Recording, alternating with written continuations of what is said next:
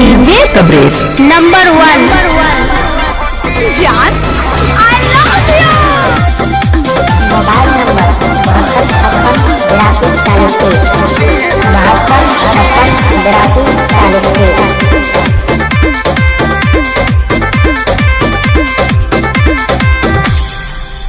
पहले से ज्यादा लगे ना चॉकलेटी, हर 2 महीना में बनल बहपेटी। नैहरा में रहलू टूटी टिहरी, ससुरवा में गोटैलू हे जान। सैये के बेलल रोटी खइलू हे जान। सैये के बेलल रोटी खइलू हे जान। डीजे कब्रेस नंबर 1 जान I love you. Mobile number 72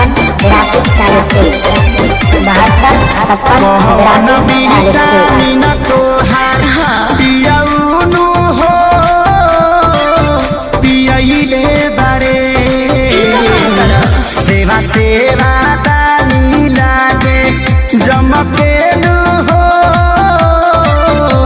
पहिले बारे। उसे तोरा का मतलब बा? सुख बाबे है कतना कही हो, हम दिन भर बैठल रही हो। का बुझला?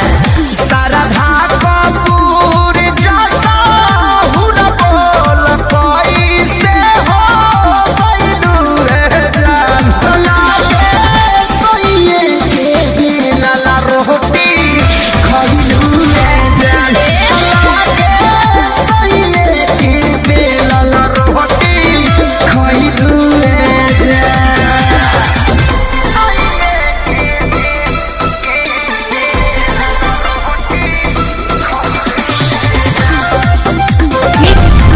डीजे कब्रेस नंबर 1 जान I love you. Mobile number